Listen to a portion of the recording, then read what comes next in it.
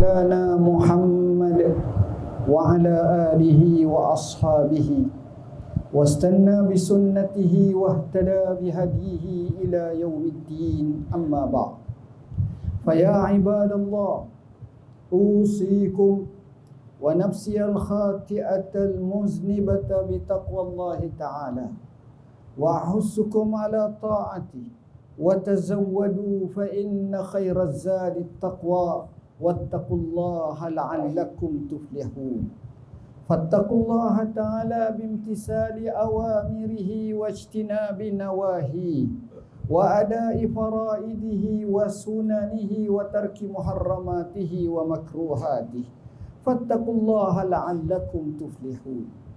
Saudara-saudaraku sidang Jumaat yang dirahmati Allah, menginsafi diri, marilah sama-sama kita meningkatkan ketakwaan kita kepada Allah dengan melaksanakan segala titah perintahnya, meninggalkan segala larangannya, sentiasa berbakti dan mentaatinya, sama ada secara zahir maupun secara batin.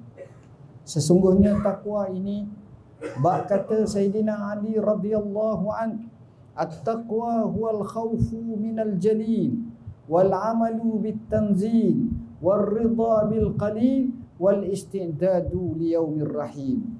Takwa itu terangkum padanya 4 perkara.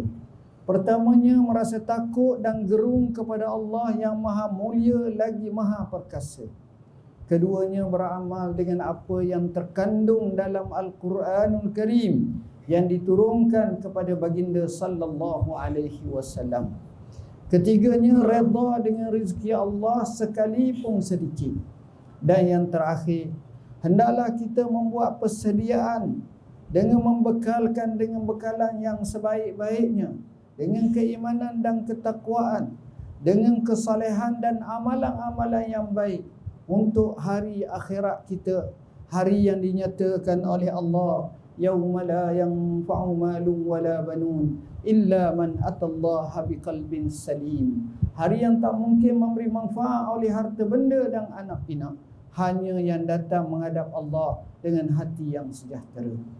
Sidang Jumaat yang dirahmati Allah, khutbah pada hari ini ditajukkan dengan sihat minda umat sejahtera. Sesungguhnya anugerah Allah yang besar kepada kita adalah akalan. Akalan yang sehat, akalan yang sejahtera, yang menjadi hukum taklifi kepada manusia untuk diperkirakan dan diperhitungkan serta dihisab di hadapan Allah. Maka menjaga akal termasuk dalam maqasid syariah. Menjaga akal dan memeliharanya adalah antara pertimbangan yang penting.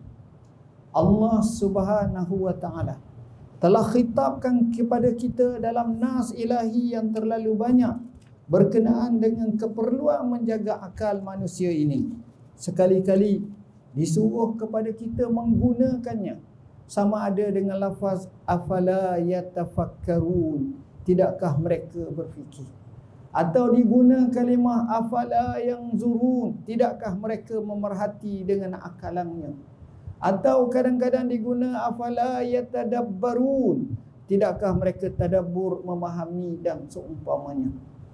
Makanya gerakan akal yang sehat dan sejahtera untuk menemukan kekuasaan Allah serta makrifah kepada Allah merupakan tuntutan agama.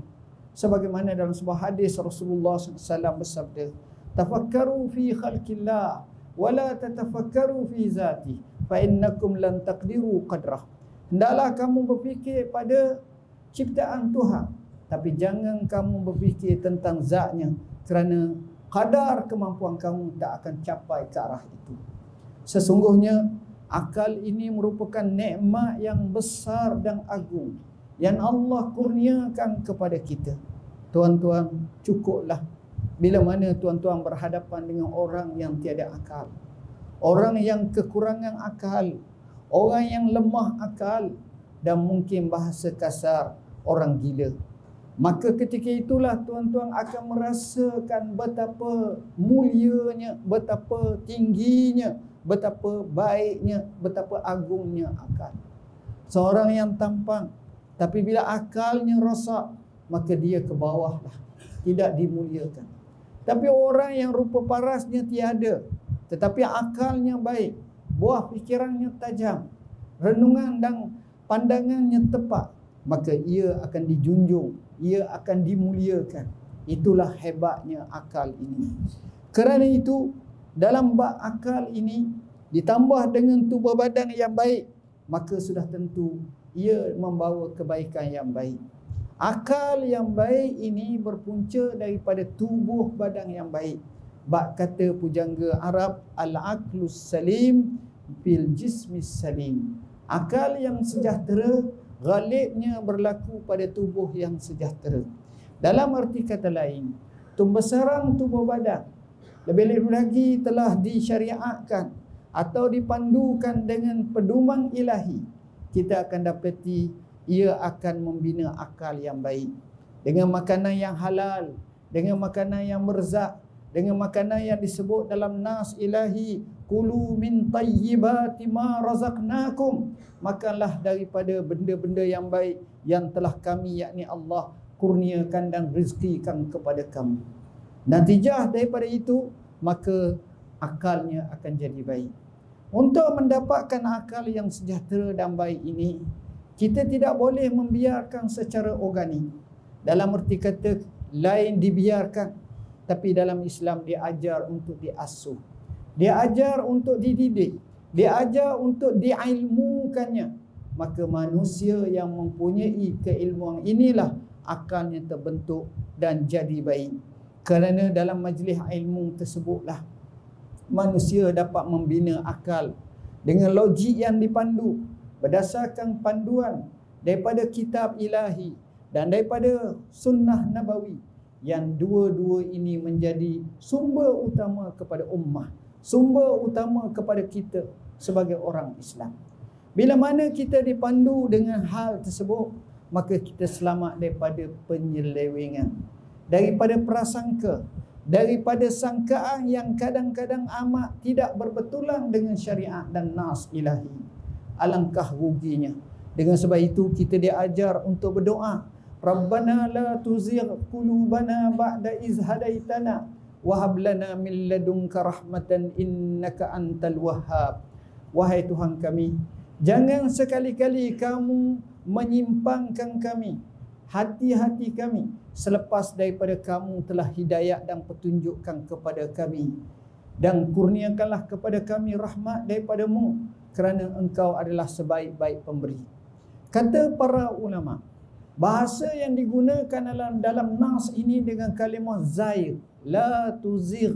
Kalimah zair ini dengan makna, apabila kita melihat satu jalan yang lurus, jalan yang tepat berdasarkan syariah ilahi, tiba-tiba terdapat sedikit penyelewengan, menyalahi nas sama ada Al-Quran dan As-Sunnah, maka itu walaupun sedikit dinamakan zair.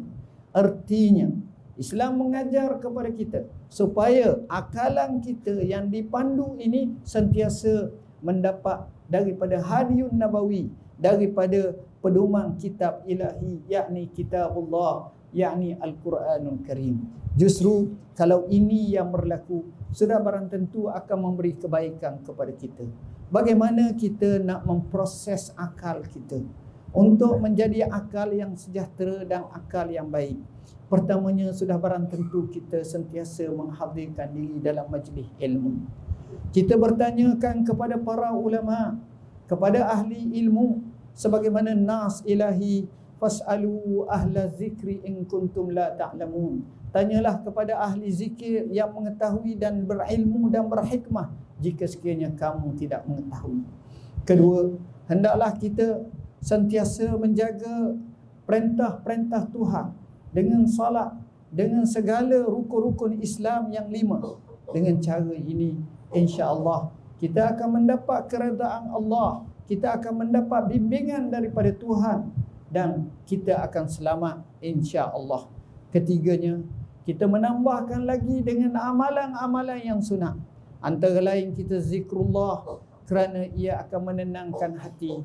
Firman Allah Ta'ala, ala bizikrillah tatmainnul qulub. Ketahuilah, dengan zikir kepada Allah, hati sudah tentu akan membawa kepada ketenangan.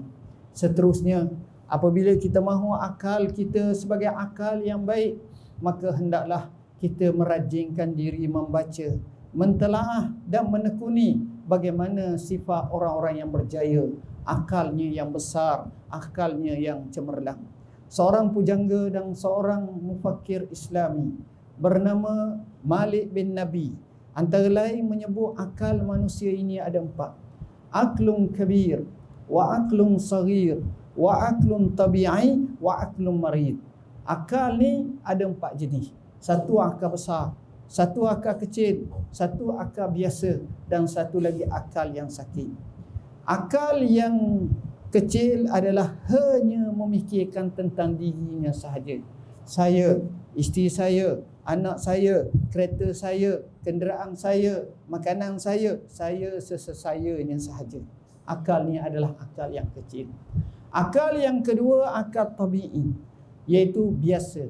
Biasa akan memikirkan suasana yang berlaku sekelilingnya. Apa yang berlaku di Palestin, apa yang berlaku depan rumah dia, apa yang ada dalam berita, apa yang cerita banjir, bah dan seumpamanya. Ini dipanggil akal tabi'i. Akal yang sakit hanya memikirkan masalah kesalahan orang lain. Orang tu salah, orang ni salah, kerajaan salah, siapa salah, orang ni semua salah. Yang tak salahnya dirinya sahaja. Tetapi yang kita mahu adalah akal yang besar. Akal yang besar adalah akal yang sentiasa memikirkan untuk maslahat dan untuk pembangunan ummah. Dia memikirkan apa sumbangannya kepada ummah. Dia memikirkan apa sumbangannya kepada agama Allah. Dia memikirkan bagaimana nak memartabatkan masjid, surau di kampungnya. Bagaimana untuk menjadikan khalayak masyarakat cintakan Allah dan Rasulnya. Bagaimana untuk mendekatkan generasi memahami agama Allah. Semuanya itu impaknya besar. Sebagaimana sabda Nabi SAW, khairun nas anfa'uhum linnas. Sebaik-baik manusia ialah yang banyak memberi manfaat kepada yang lain. Kalau ini kita bina, sudah barang tentu negara kita akan menjadi negara yang makmur dan masyarakat kita akan menjadi masyarakat yang baik, yang menatijahkan baldatun tayyibatun wa rabbun ghafur, negeri yang baik dan mendapat keampunan daripada Tuhan.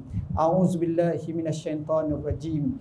Bismillahirrahmanirrahim. Wal 'asr innal insana lafi khusr illa allazina amanu wa 'amilus solihat wa tawasaw bil haqqi wa tawasaw bis sabr. Mafhumnya, dengan nama Allah yang Maha Pemurah lagi Maha Pengasihani. Demi masa, sesungguhnya manusia berada dalam kerugian kecuali mereka yang benar-benar beriman dan mereka yang banyak melakukan amalan yang saleh dengan sebanyak-banyaknya, mereka yang saling pesan memesan dengan kebenaran dan mereka yang saling pesan memesan dengan kesabaran. Barakallahu li wa lakum wa nafa'ani wa iyyakum bima fihi minal ayati waz zikril hakim wa taqabbala minni wa minkum tilawatah innahu huwal ghafurur rahim.